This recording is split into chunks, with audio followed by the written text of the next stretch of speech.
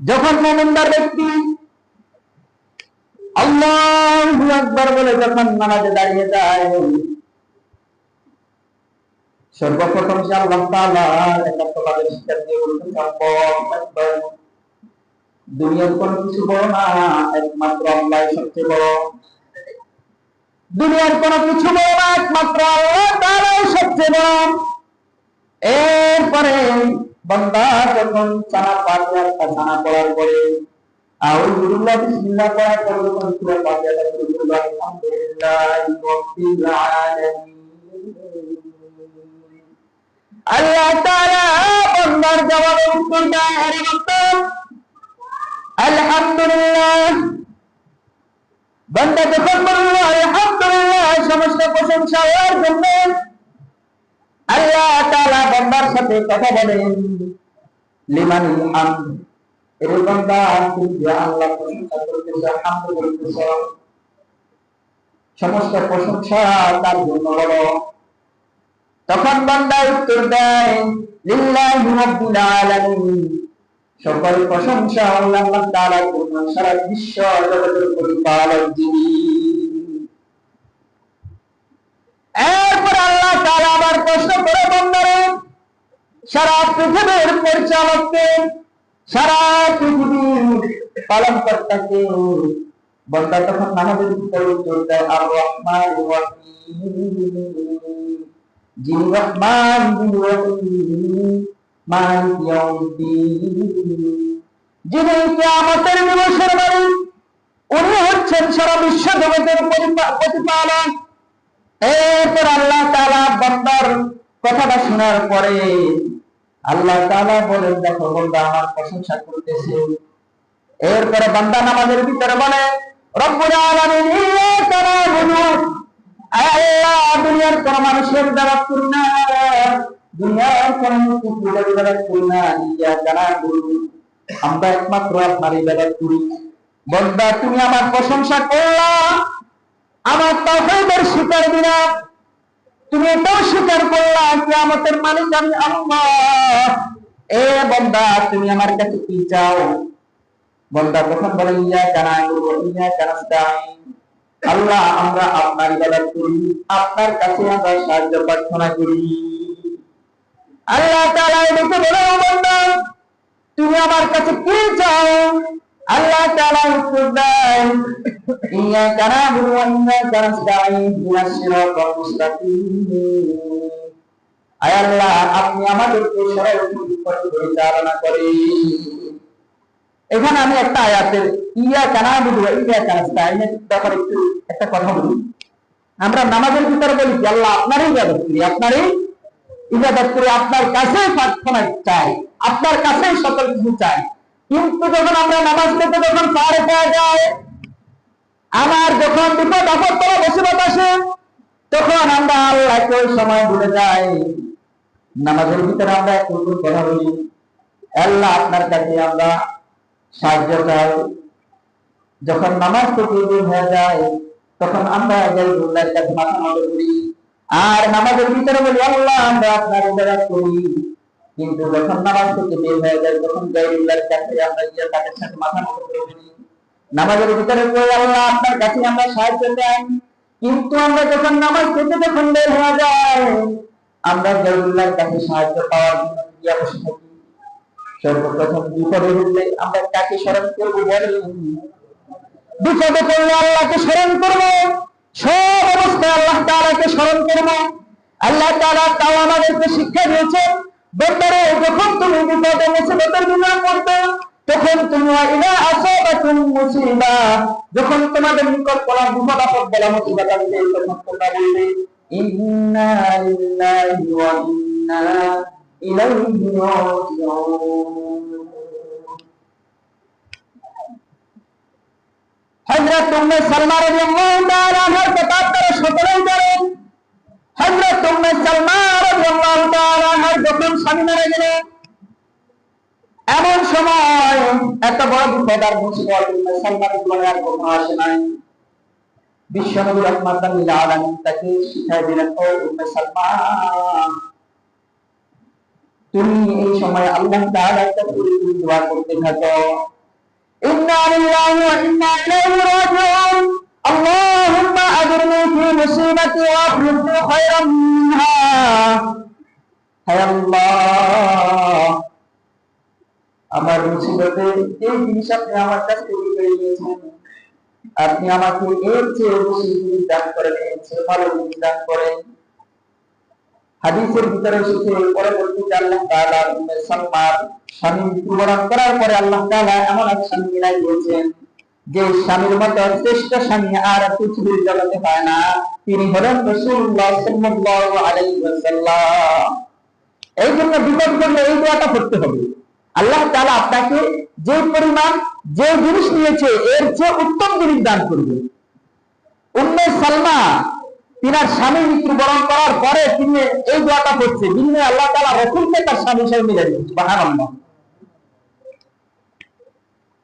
এই জন্য সাহায্য চাইতে হবে আল্লাহর কাছে, ইবাদত আল্লাহর করে, সাহায্য আল্লাহর কাছে চাইতে হবে। আল্লাহ তাআলা বলেন, বান্দা তুমি আমার কাছে সাহায্য চেয়েছো, এরপরে আমার কাছে কি চাও?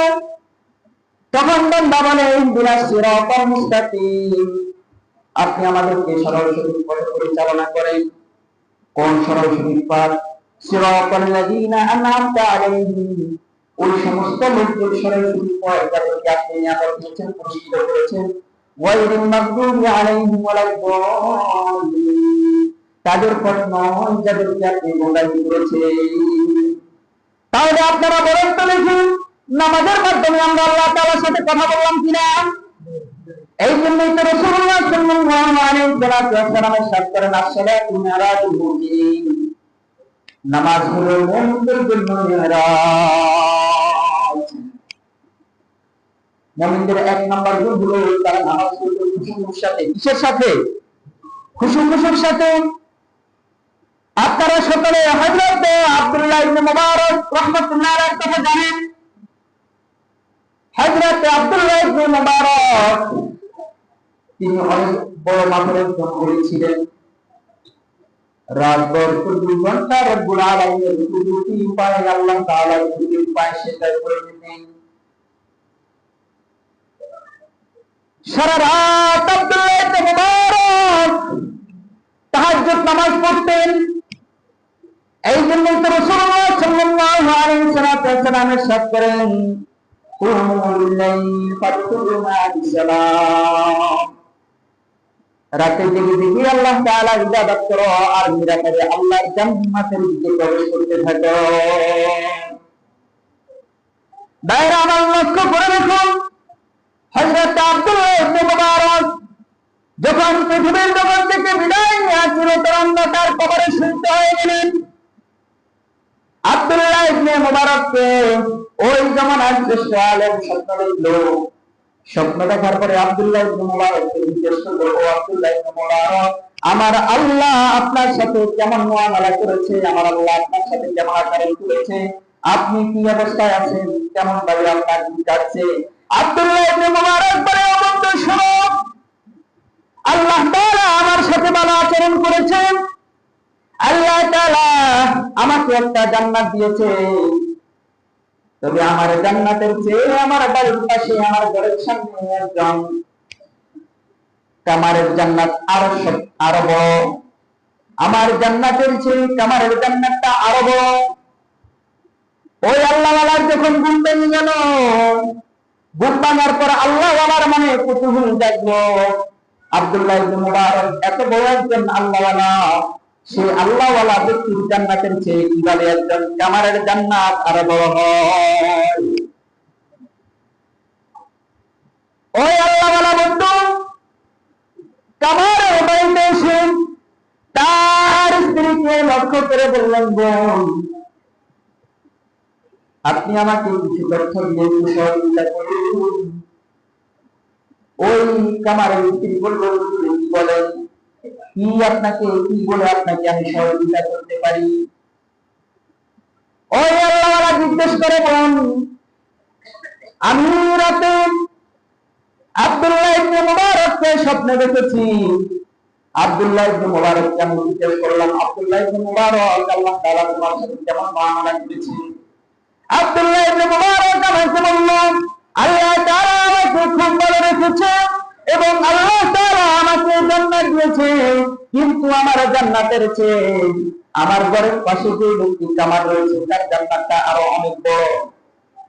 আমি তোমাকে জিজ্ঞেস করতে চাই, তোমার স্বামী এমন কি আমল করতে যে আমলের কারণে আল্লাহ তাআলা তাকে এত বড় একটা জান্নাত দিয়ে দিয়েছে?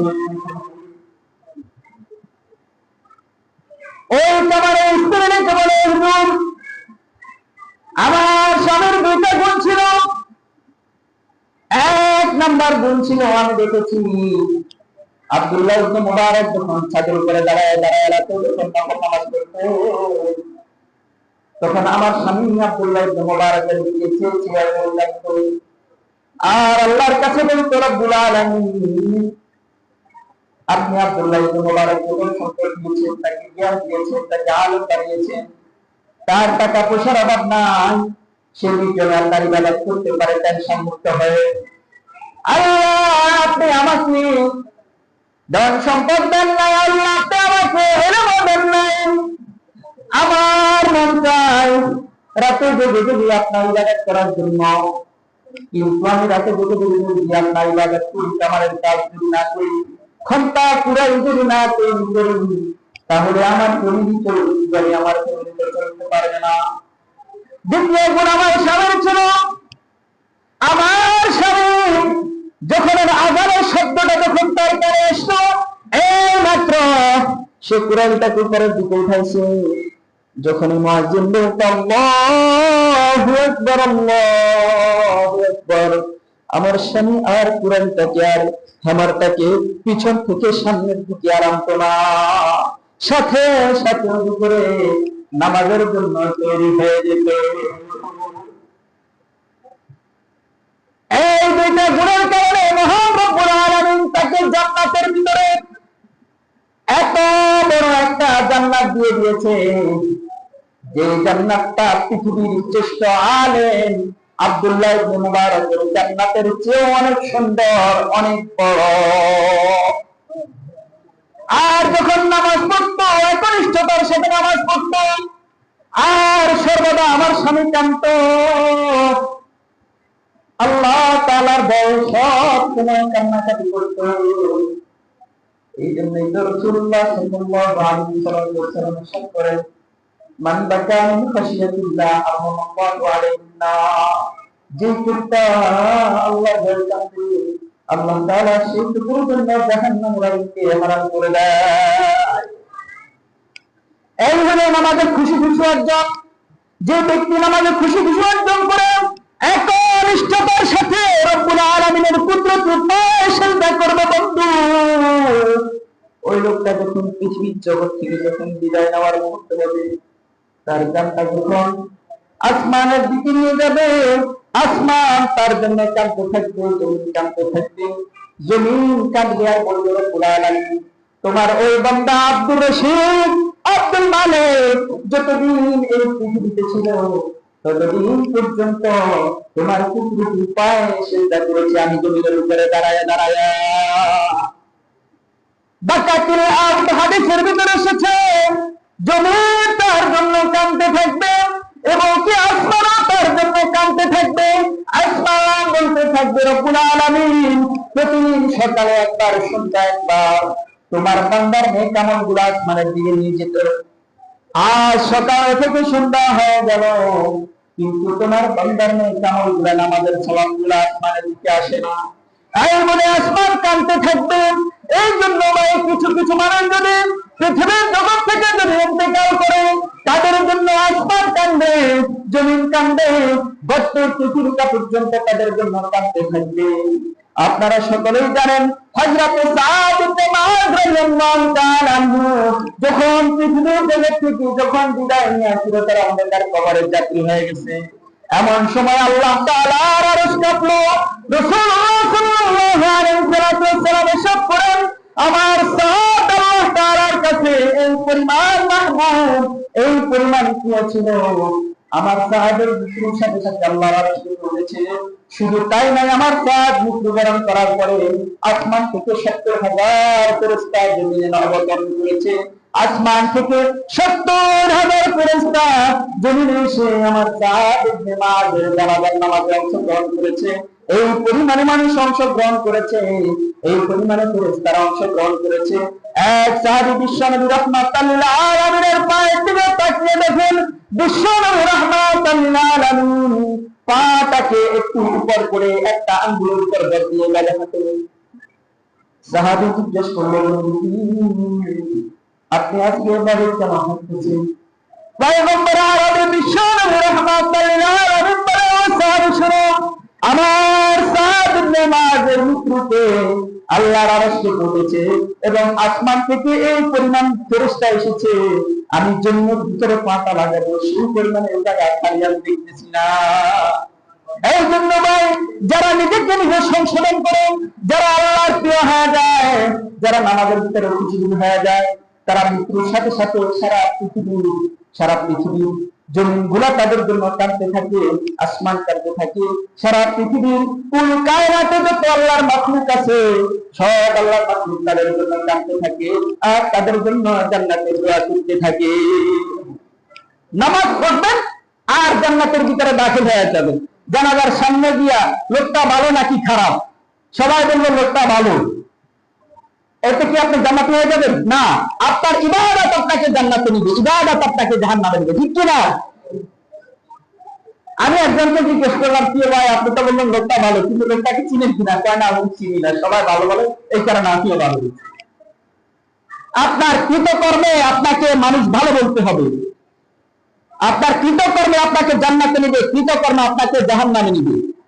এমন জীবন তুমি করিবে যখন মরণে হাসিবে তুমি কাঁদিবে ভুবন, ঠিক কিনা? কতটা